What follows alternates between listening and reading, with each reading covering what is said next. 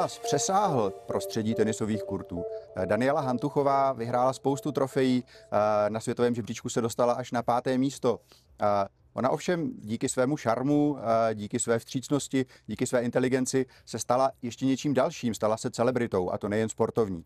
A mě je obrovskou ctí, že ji tady můžu přivítat tady v Madridu při natáčení pořadu Advantage na Kanál Plus Sport. Vítej. Ďakujem pekne, už teraz sa červenám. A prečo? Teď všechno, co jsem říkal, je pravda. Svého času si byla jednou z nejpopulárnějších sportovkyň na světě. Jak se vlastně ohlížíš za tou dobou, když jsi vlastně byla v první desítce na žebříčku, kdy si vyhrávala trofeje? Vieš čo, tým, že sa už udialo toľko toho, tej mojej druhej kariére, tak mám pocit, že to už bol ako keby iný život. Že ako keby to bolo veľmi dávno, aj keď to není až tak dávno, ale samozrejme som nesmierne vďačná za všetko, čo sa mi udialo počas tej tenisovej kariéry a hlavne, čo všetko ma tenis naučil do toho života potom. Ako byť disciplinovaná, zodpovedná, pracovitá. Všetky tie atribúty, ktoré vlastne od malička musíme mať, aby sme to niekde dotiahli, tak z tých jednoznačne ťažím aj dodnes. A som nesmierne šťastná, že môžem stále pokračovať v tom tenisovom svete a že stále môžem byť v blízkosti toho, čo milujem už od 5 rokov. Když mluvíš o 5 letech, napadá mě, zahraješ si ještě někdy na piano? Áno. Práve včera som spomínala priateľovi, že musím sa k tomu viacej vrátiť, lebo mňa to naozaj veľmi naplňalo vždycky po škole, po tréningoch, keď som došla domov a vlastne musela som trénovať na ďalší klavírny test alebo skúšku, alebo dokonca aj koncert, keď sme mali, tak to bol taký čas pre mňa, že vtedy som naozaj vedela vypnúť pri všetkých už vtedy toľkých veciach, čo som robila a veľmi som si to užívala a škoda, že potom som sa tomu už až tak nevenovala, keď som začala cestovať. Jak se vlastně stane, že dcera počítačového vědce a toxikoložky se stane profesionální sportovkyní? Stačí, aby Miloš Mečiš vyhral olympiádu a máme to. Ale veľmi dobrá otázka, lebo naozaj, čo sa týka rodičov, hrávali tenis pre zábavu, ale moja stará mama bola vlastne jedna z najlepších československých hráčok v jej čase, takže ako keby ten potenciál, že hrať si tak pre radosť tam bol, no ale potom, keď som mala práve 5 rokov a 88. Miloš pre nás všetkých vyhráva olympiádu, bol vlastne moment, kedy som prvýkrát tenis badala v televízii a hneď v tom istom momente som teda poprosila rodičov, či by mi mohli kúpiť raketu, aby som teda aj ja na tú olympiádu jedného dňa mohla ísť a samozrejme od toho momentu som začala snívať o tom, že teda sa to stane. To je strašně hezký příběh. Slyšel ho někdy Miloš Mečíř? Samozrejme. Myslím si, že u nás v tenisovom svete to vie asi každý a o to bolo také emotívne, keď som sa vlastne lúčila. Mala som svoj posledný zápas v Národnom tenisovom centre, kde prišli Kim Clijsters, Tommy Haas, Dominik Hrbatý. Sme hrali ako keby takú exibičnú štvorhru. No a vlastne keď skončil zápas, tak ten rozhodca, že nie, že challenge, že musíme ešte zopakovať poslednú výmenu. A ja som ako tak nechápavo pozerala, že čo sa deje. A samozrejme všetci vedeli, že vlastne ja som v to ráno ešte Milošovi volala, lebo veľmi som chcela, aby teda bol súčasťou tohto úžasného večeru, ale sa mi ospravedlňujem, že nemôže, že nebude v Bratislave alebo niečo také. A samozrejme poslednú výmenu, ktorú som kedy hrala, tak Miloš nastúpil na dvore s jeho posvetnou raketou, ktorou vyhral vlastne olympiádu a posledná moja výmena kedykoľvek vlastne bola s Milošom. Čiže potom, keď som mala otázky, že či sa vrátim alebo niečo také, hovorím, ja som nemohla mať krajší koniec kariéry, bodka za tým, akože zahrať si poslednú výmenu s Milošom stačilo. Vím, že, a je to tak vlastně ve všech podobných případech, že se vlastně té tvé kariéře, byť zpočátku samozřejmě nebyla profesionální, že se musela hodně přizpůsobit tvoje rodina, že vlastně když je nějaké šikovné dítě, něčem se mu daří, musí ho rodina podporovat.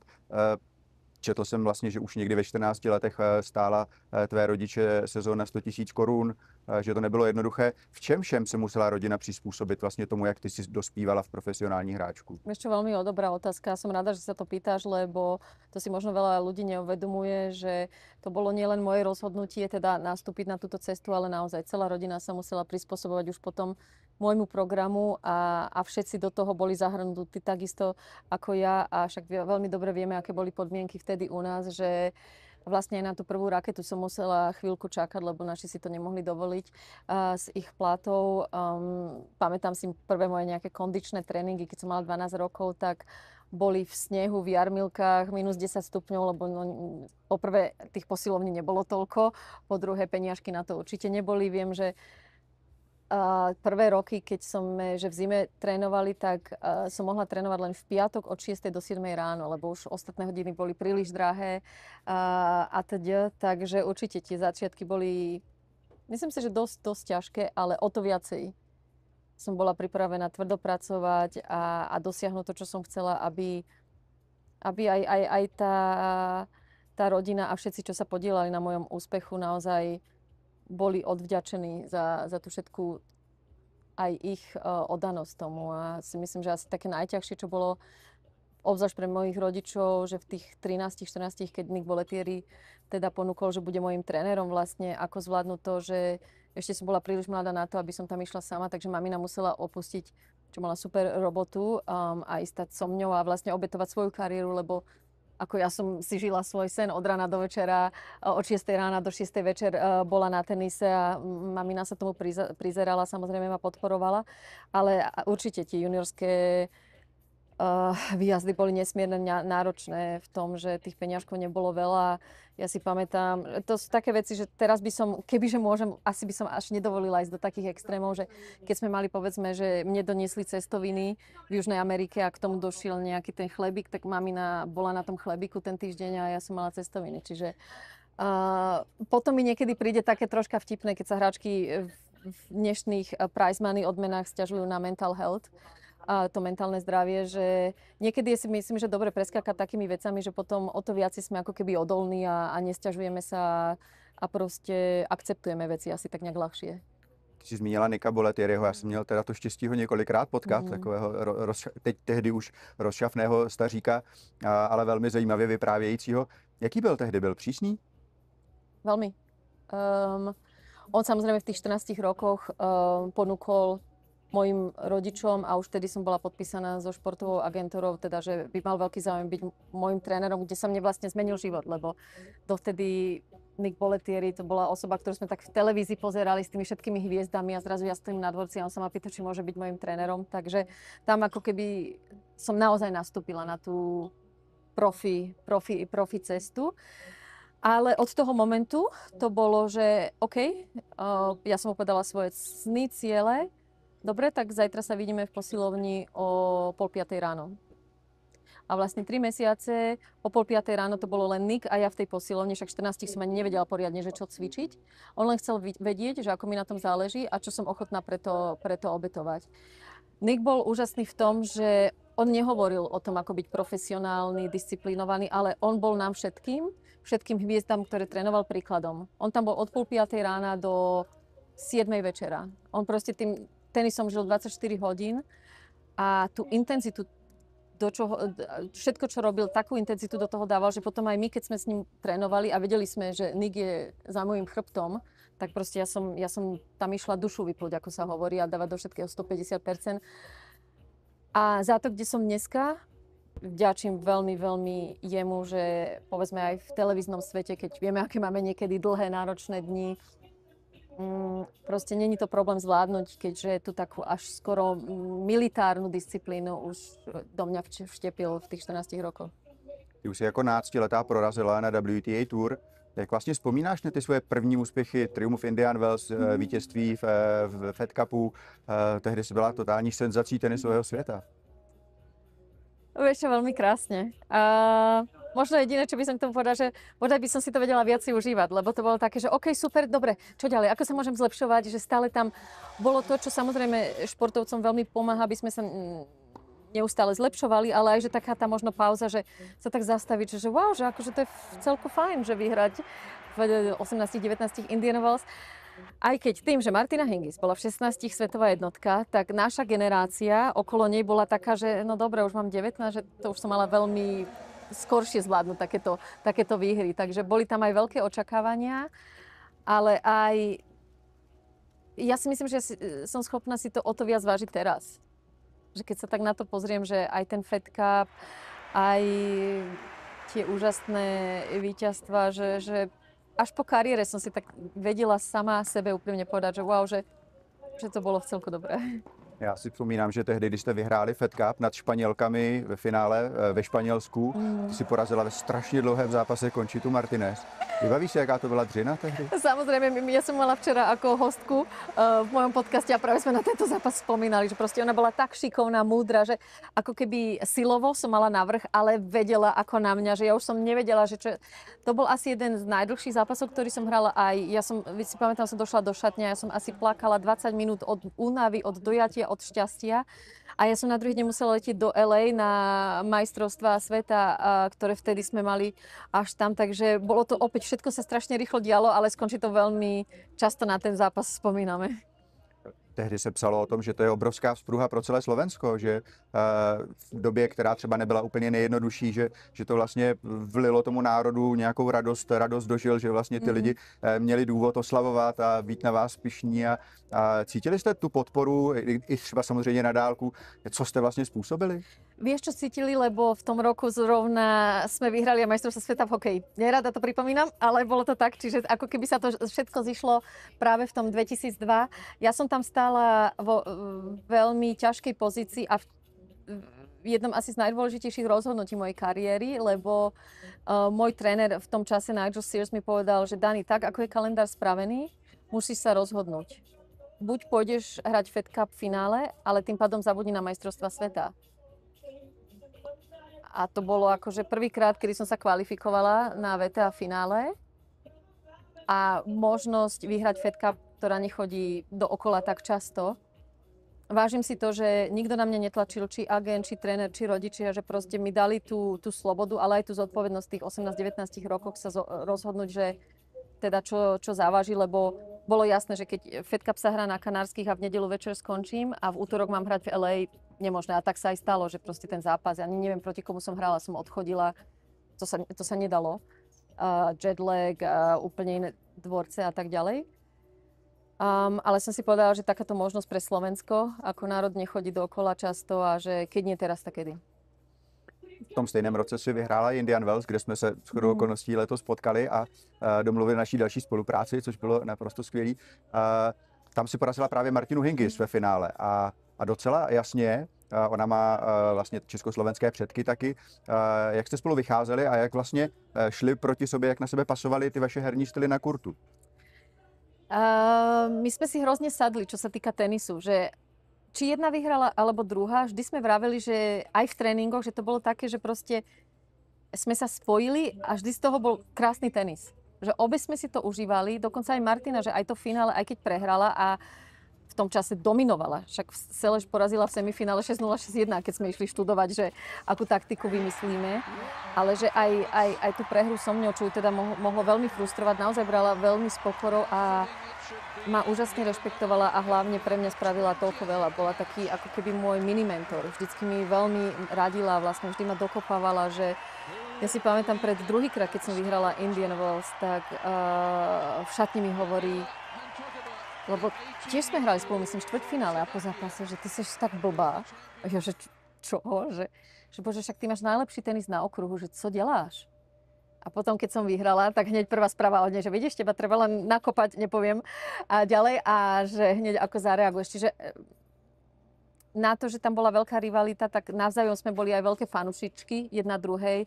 Pre mňa bola ona obrovská motivácia, že niekto z tej istej časti sveta, myslím si, že sme sa narodili možno 30 minút od seba, že to dokázala. Takže aj tréningy s ňou, hovorím na to, ako vtedy dominovala, tak mi dávali neskutočne veľa, jej intenzita, jej ako keby očakávania hrať ten skoro perfektný tenis boli úžasné. Takže Martine samozrejme veľmi, veľmi vďačím za všetko, čo som dosiahla tiež. Odborníci vždycky říkali, že ty jsi měla naprosto vytříbenou hru, že jsi měla skvělou techniku. Kde se to vzalo? Pán Bulko, Trenčín, Chocholna. Dodnes mala som tu možnosť spolupracovať s najlepšími trénermi. Na tom som si vždycky dala záležať. Svetové šipičky, či Darren Cahill, či tréner Rogera Federera, bohužiaľ už nežijúci Peter Lundgren, Nick. Keď ich dám všetkých dokopy, čo sa týka techniky, tak pánovi Bulkovi ani že nesiahajú, a to so všetkým rešpektom, po päty, čo sa týka toho, ako mal tú víziu, že ako by má tenis vyzerať. Jak se říká, založit ty údery. Áno. Proste on mi tú techniku tak vycibril od tých 9 do 14 rokov. A potom bola tá jeho veľkosť, že povedal mojim rodičom, že OK, ja už som spravil svoju robotu, teraz musí ísť von. Moc hezký.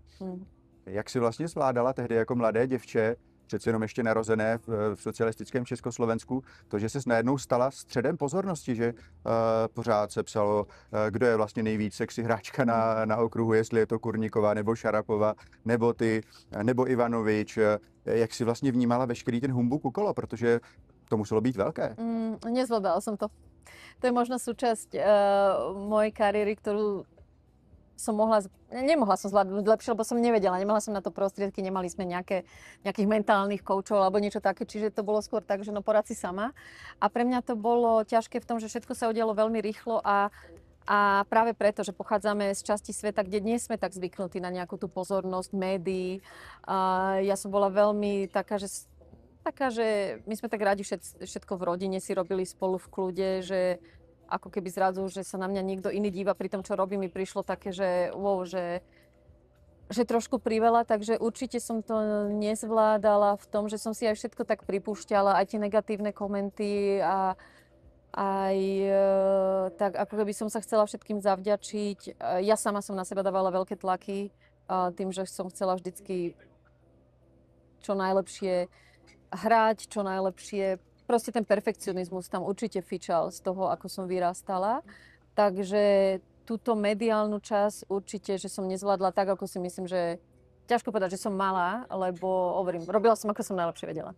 Samozřejmě si pamětníci těch tvých časů na tuře, tak si pamatují právě i ty smutné chvíle, protože ty si vrazila vlastně do toho dění úžasným stylem, ale samozřejmě přišly horší chvilky, jako to mají v podstatě všechny profesionální tenistky, a byly tam i vyloženě smutné obrázky, kdy si třeba plakala na kurtu, kdy si byla schopná dát 50 i více nevynucených chyb v jednom zápase. Jaké to tehdy bylo a proč vlastně si tehdy byla tak strápená? Teraz sa veľmi venujeme téme mentálne zdravie a veľa hráčiek si berie pauzu, aby teda nejak tie svoje problémy strávili. My sme boli generácia proste, no čokoľvek sa deje mimo dvorca, hráme ďalej.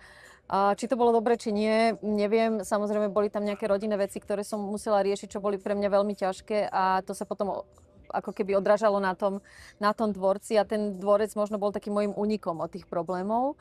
A samozrejme, keď to sa deje vo Wimbledone pred všetkými médiami, fanúšikmi, tak jasné, na 18-19 ročnú asi to není zrovna najmenej zvládať. Áno, boli tam ťažké chvíle mimo dvorca, ale teraz nechcem, aby to znelo, že to bolo priťažké, lebo každý máme problémy v živote. Každý sa musí niečím zaoberať, čo sa týka osobného života, ako keby dospievania, dozrievania. Ja som bola veľmi ako keby taká, že na dozrievanie troška neskoro, tým, že som bola veľmi závislá na mojich rodičoch a všetko som akože chcela robiť tak, ako oni robia. Čiže určite som nebola pripravená na toto všetko.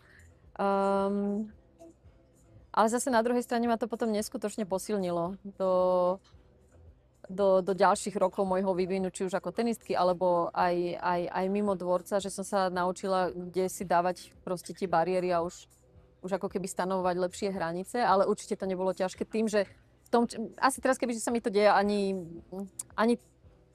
sa ma to už tak nedotkne, lebo viem, že proste tie komenty, alebo ľudia absolútne nevedia, čo sa v každom jednom živote deje, preto ja sa vždy držím hesla nesúdiť, lebo nikdy nevieme, čo už len keď niekto na nás natrubí na križovatke a my sa na toho človeka nahnevame, nevieme, čo sa jemu práve udialo v jeho živote, takže teraz sa na to už úplne ináč pozerám a veľakrát hovorím, kebyže mám tú myseľ, ktorú mám teraz, tak...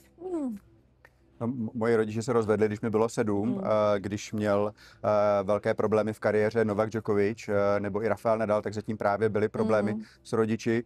Bylo pro tebe opravdu těžké se soustředit v době, kdy vlastně tví rodiče se rozcházeli? No, samozrejme, pre mňa ten tenisový dvorec sa stal takou ako keby unikovou cestou a o to viacej som trénovala. O to viacej som potom chcela mať tie výsledky v tenise, čo samozrejme vieme, keď sa tlačí na pilu, tak to len nepôjde, takže áno, ten osobný život si myslím vie veľmi ovplyvniť ten športový, pretože je tam ten fyzický výkon.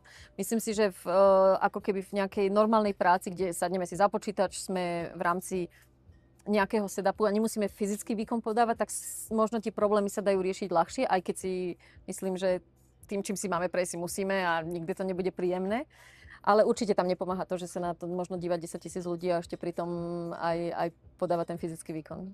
A do toho zvěsti o tom, že si anorektička, že si příliš zhubla. Ja som ani nevedela, čo to slovo znamená. Áno, oveľa viacej som trénovala, tým pádom oveľa viacej som spaľovala a áno, aj keď ja vidím tie obrázky, tak je mi z toho smutno, že som musela si týmto prejsť. Ale hovorím, o to viacej si vážim, kde som teraz. Ty se z toho úžasným způsobem zvedla. Co ti vlastně nejvíc pomohlo tehdy vlastně tu krizi, která nebyla úplně kratoučká, překonat a zase se vrátit zpátky vlastně do špičky? Dobrá otázka. Skúsim sa rozpamätať. Asi tá spoľahlivosť samej na seba. Že od tých 5 rokov proste mi bolo veľmi rýchlo jasné. Asi tomto si myslím, že veľmi pomáha naša československá mentalita, že sme proste pripravení na drínu disciplínu, tvrdú prácu a mi bolo jasné, že čokoľvek v živote chcem dosiahnuť, takže je to v mojich rukách. A aj toto som si povedala, OK, som naozaj, že na dne, ale jediný, kto ma z toho dostane, som ja. Což se povedlo, klobouk dolů. Ty si ve své kariéře porazila spoustu naprosto špičkových hráček, ale zároveň si hrála v extrémně těžké době, protože tehdy byly Belgičanky, Clijsters, Enan, sestry Williamsovi, Šarapová, klidně mě ještě můžeš pomoct s nějakými dalšími jmény. Aj stačí, nie? To samozřejmě samo o sobě stačí. A jak bylo těžké se prosadit v té době? Extrémne. Ale o to viac si to vážim a práve s Annou Ivanovou, čo sa včera bavili, už ona vlastne potom nastupovala, ale že proste nič by sme nemeli na tom, že v tej generácii, ktorej sme my boli, že proste bol tam tak neskutočný vzájomný rešpekt, tá kvalita top 10. Ja keď som bola 5. na svete, si pamätám dodnes, to bola, že Davenport, Capriati, Serena Venus, ja, Dementieva, Justin, Clijsters, Hingis, Mauresmo, že ja som sa pozerala na ten ranking toho týždňa a som nechcela veriť, že som medzi nimi, lebo to bolo to, čo hráčka, neskutočná personality, osobnosť, kvalita hry, každá sme mali iný štýl a naozaj sme sa veľmi, veľmi rešpektovali. Jsme zrovna v Madridu a ty si tady dokázala porazit Petru Kvitovou, která 3krát tady zvítězila. Jak vzpomínáš na ten zápas?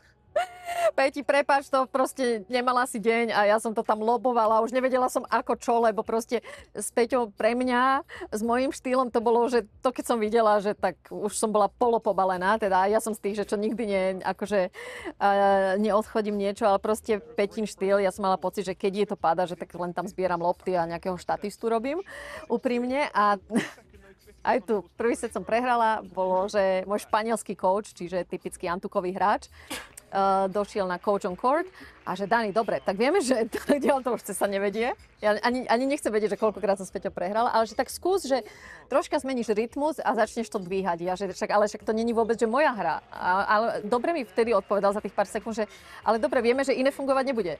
No tak som začala to tam pindiť a zrazu Petinom troška prešlo, nepadalo a čiže to je taká výhra, že moc ju ani nerátam. To bolo skôr, že Peti to prestalo padať. No ale tak tato strategie existuje. Třeba Barbora Krejčíková jí říká Vysoké Tatry, že když hraje na Antuce, tak som si to mala takto privlastniť. Jako zařadí taková hráčka, jako je Barbora Krejčíková. Není to nic úplně výjimečného. Ako ja si pamätám, že do tých 12 rokov, že to tam sa vyhrávalo takýmto štýlom a to som si povedala, tak toto ne, to pôjdem radšej lyžovať. Takže to bol asi jediný zápas, že OK, tak všetko ostatné nefungovalo, no tak skúsme lobovať. Dani, ty máš Grand Slam, kariérní Grand Slam v mixu. A já si pamatuju, že ty si vlastně vyhrála všechny ty 4 turnaje s jinými partnery. A jak si třeba tohodle vážíš, protože před tebou to dokázala podle mě jenom Margaret Court, a potom to byla Martina Navrátilová a Billie Jean King, ty si byla 4. v historii, která to dokázala. Vieš čo, veľmi si to vážim a hlavne, keď tak spomínam spätne, som si to neskutočne užívala, lebo som mala super parťákov, ktorí boli, vlastne sa potom vždycky tak neoficiálne stali aj mojimi hitting partners. To bol vždycky, že deal, že OK, že to bude znieť hrozne, neviem ako, ale že tak zahrám si s vami, ale musíte so mňou trénovať. A bola to sranda, mňa to veľmi bavilo, možno viacej než štvorhra, lebo predsa len ten chlap donesie niečo také uvoľnenejšie na ten dvorec. Pre mňa to bola super škola, ja vždy vravím všetkým mladým hráčkam, pokiaľ sú zdravé, štvorhra mix, len hrať, lebo zlepšuješ si servis volej, zlepšuješ si reakciu na sieti tým, že musíš hrať proti mužom, takže pre mne to veľmi pomohlo aj v tom, že veľa veľkých zápasov som hrala na centri, kde potom, keď už som išla hrať singla, už som vďaka mixu vedela, že OK, taký Wimbledon Center Court, že čo od toho čakať, aká je atmosféra vďaka týmto miešaným štvorhrám. No, ty si dávala esa i chlapům. Vždycky většinou to je tak, že ty holky tam jsou taky jako takový zranitelnější, ale ty si byla proslulá tím, že si dokázala i z druhého servisu občas dát eso. To neviem, či z druhého, ale akože ja som si išla svoje a áno, nebala som sa chala. Mne sa veľmi dobre ku podivu returnoval ich servis. Skôr mi robil problém také tie, keď veľmi to nakikovali alebo veľmi spinu tomu dali, ale hej, myslím, že som hrala lepší tenis v miešanej štvorhre ako v štvorhre. Neviem prečo. Pomoz mi. Leoš Friedl, Maješ Bupáty, Kevin Uliet a Fabrice Santoro. To je taky dobrá sbírka, skoro několik kontinentů. No a to musím povedať na tú dobu, ako keby tak bola som mladá a darilo sa mi tak, to chceli hrať so mňou Brianovci, Nestor, Leander Paes, že ten zoznam bol vždycky taký dlhý, len potom už som si povedala, že OK, super, toto dalo mi čo málo dať, ale že poďme sa sústrediť na dvojhru.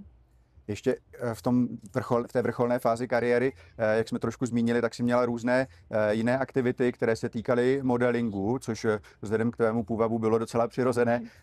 Jak na to vzpomínáš? Tam byly i samozřejmě Sports Illustrated Swimsuit, Body Issue na ESPN.com, teda v magazínu ESPN. Jak si vlastně tohleto zvládala? Jaký to bylo přirozené nebo nepřirozené a jak na to vzpomínáš teďka? Vieš čo, teraz odstupom a obzvlášť tým, že čo robím v tej mediálnej stránke, tak si tak hovorím, že škoda, že som sa tomu tak bránila a nerobila som troška viacej, lebo by mi to dalo odstup od toho tenisu. A ja som išla tak moc až príliš moc cestou. Nie, tenis je priorita, proste nechcem, aby ma niečo rozptylovalo, ale až moc, že 90% ponúk, možností som vlastne odmietala, že až keď agent za mňou prišiel, vieš čo, toto, akože to, keď odmietneš, tak my s tebou končíme. Podľa mňa som mala toho robiť troška viacej, že aby som bola aj otvorená tejto časti sveta, lebo naozaj to boli úžasné ponuky a ako sa hovorí aj taká honor. Moje prvé fotenie, nikdy nezabudnem, som mala 18, bolo rovno pre GQ. A ten pán fotograf fotil Brad Pitta, Jennifer Aniston, akože mal také portfólio, ale ja som to brala štýlom asi, že dobre, no mám na vás 45 minút, lebo ja už musím ísť trénovať. Vždycky bol ten ako keby ten tenis stres za mňou, že toto by som vlastne nemala robiť, lebo ja by som mala teraz trénovať a či je to najlepšie pre môj tenis. Asi takto som to nejak ponímala. No, mě o tom vyprávěl i Tomáš Berdych, který taky fotil pro Body Issue, že to je vlastně strašně dlouhý proces, že on tady fotil někdy v poušti a jako říkal, že si nedovedl představit, jako kolik práce zatím je, kolik lidí je okolo, kolik toho vlastně je potřeba zvládnout. Určite, akože to je proste, tam bol stav minimálne 20 ľudí. Sports Illustrated, keď sme fotili v Dominikánskej republike, tak viem, že o 3 ráno sme museli stávať, aby o 5 už bol proste hair and make-up hotový a mali sme najlepšie svetlo, že áno, keď som videla potom tú produkciu, tak si hovorím, že wow, že toto je asi niečo fakt, že dôležité, lebo ja som to stále brala ako keby nejaký rozptyl od tenisu a že nie, ja tuto musím ísť tenisovým svetom, ale už keď som bola v tom procese, si hovorím, že wow, že toto akože je troška aj privilegium. Je to opravdu úžasné, ten příběh, jak se vlastně holčička z Popradu stane takovouhle hvězdou. Je to strašně hezký příběh a já ti moc děkuju za takovéhle poutavé vyprávění a strašně moc se těším, že se zase někdy uvidíme při natáčení pro Kanál Plus Sport. Ja ďakujem, že som mohla takto s tebou si pokecať.